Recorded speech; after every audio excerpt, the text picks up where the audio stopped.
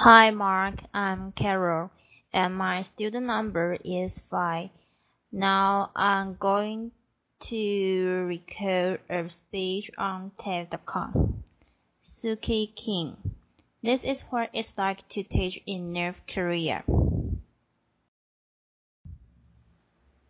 In 2011, during the final 6 months of Kim Jong-un's life, I lived undercover in North Korea. I was born and raised in South Korea, their enemy. I live in America, their other enemy. Since 2002, I have visited North Korea a few times, and I have come to realize that to write about it with any meaning, or to understand the place beyond the region's propaganda, the only option was total immersion. So I posed as a teacher and a missionary at an all-male university in Pyongyang.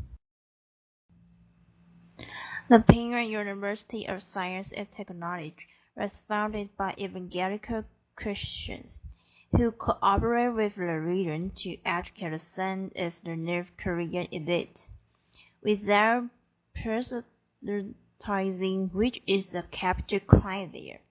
The students were 230 young men, expected to be the future leaders of the most isolated and brutal dictatorship in existence. When I arrived, they became my students.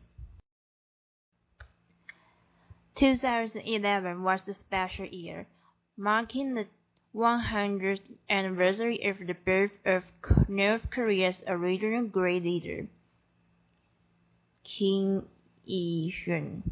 To celebrate the occasion, the region shut down all universities and sent students off to the fields to build the DPRK's much heralded ideal as the world's most powerful and prosperous nation. My students were the only ones spared from their fate. North Korea is a good at posing as a nation. Everything there is about a great leader. Every book, every newspaper article, every song, every TV program. There is just one subject. The first onion after him. The mountains are covered with his slogans. Every citizen wears the badge of the great leader at all times.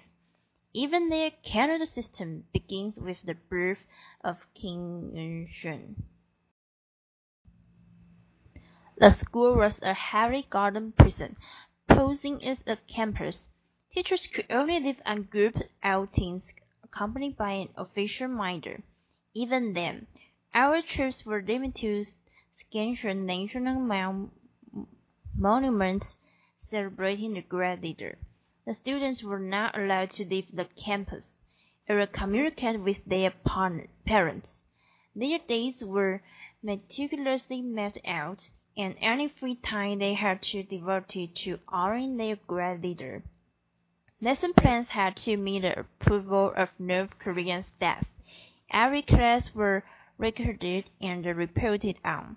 Every room was budgeted, and every conversation overheard. Every blank space was covered with the portraits of Kim Il-sung and Kim Jong-un, like everywhere else in North Korea. We were never allowed to discuss the outside world. As students of science and technology, many of them were computer majors, but they did not know the existence of the Internet. They had never heard of Mark Zuckerberg or Steve Jobs. Facebook, Twitter, none of those things would have meant a thing, and I could not tell them. I went looking for truth, but where do you mean start when an entire nation's ideology, my students' day-to-day realities, and even my own position at the universities were all built on lies? I started with a game. We played truth and lie. A volunteer would write a sentence on the chalkboard, and the other student had to guess whether it was a truth or a lie. Once a student wrote, "I visited China this year on vacation," and everyone shouted, "Lie!" They all knew this wasn't possible. Virtually no North Korean is allowed to leave the country. Even traveling with their own country requires a travel pass.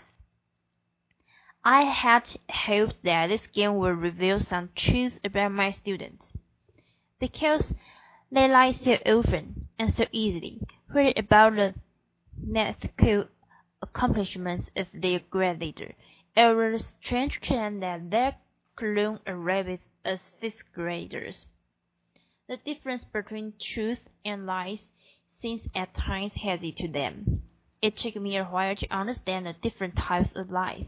They lied to share their secrets from the world, or they were told lies, and were just regurgitating them.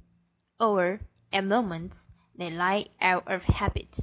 But if all they have ever known were lies, how could we expect them to be otherwise?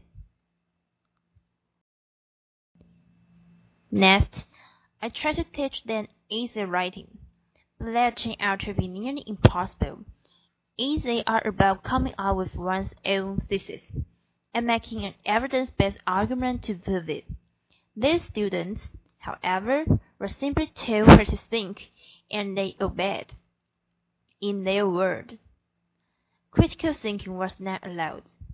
I also gave them the weekly assignment of writing a personal letter to anybody.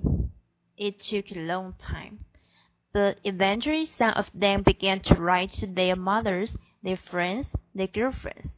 Although those were just homework and would never reach their intended recipients, my students slowly began to reveal their true feelings in them. They wrote that they were fed up with the sameness of everything. They were worried about their future. In those letters, they rarely ever mentioned their grade leader. I was spending all of my time with this young man. We all ate meals together, played basketball together. I often called them gentlemen, which made them giggle. They blushed at the mention of girls, and I came to adore them, and watching them open up even in the tiniest of ways was deeply moving. But something always felt wrong. During those months of living in their world, I often wondered if the truth would, in fact, improve their lives. I wanted so much to tell them the truth of their country and of the outside world, where every youth returning their rotten regime inside out, using their power of social media, where everyone is bad then was connected through the World Wide Web, which wasn't worldwide after all, but for them, the truth was dangerous. By encouraging them to run after it, I was putting them at risk of persecution, of heartbreak. When you are not allowed to express anything in the open, you become good at reading what is unspoken. In one of their personal letters to me, a student wrote that he understood why I always called them gentlemen. It was because I was wishing them to be gentle in life, he said. On my last day in December of 2011, the day Kim Jong-un's death was announced, they were shattered.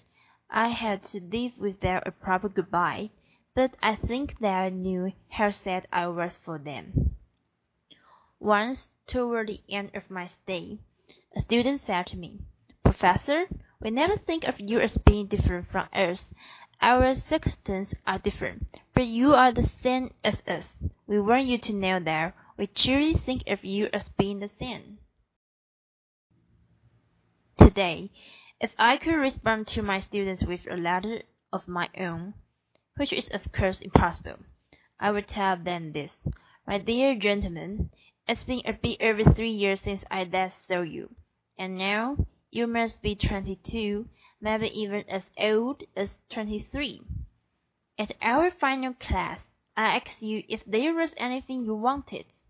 The only wish you expressed, the only thing you ever asked of me in all those months we spent together, was for me to speak to you in Korean. Just once. I was there to teach you English. You knew it wasn't allowed, but I understood then. You wanted to share the bond of our mother tongue.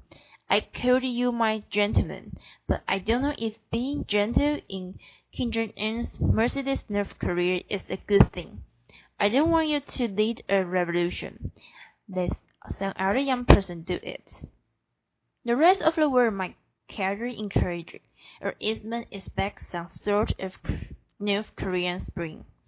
But I don't want you to do anything risky, because I know in your world someone is always watching.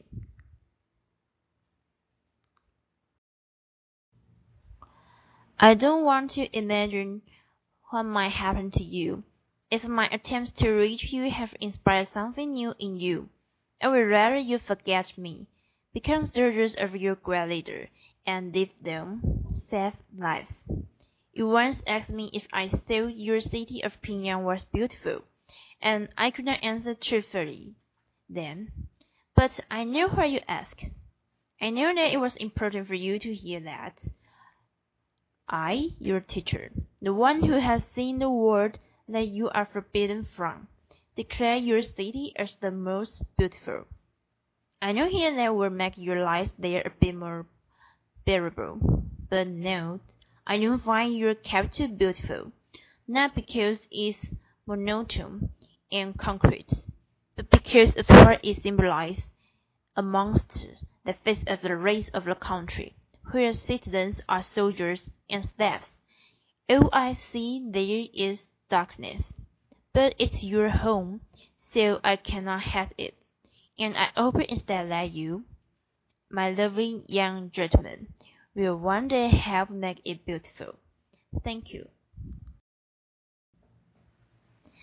Okay, I finished recording the speech.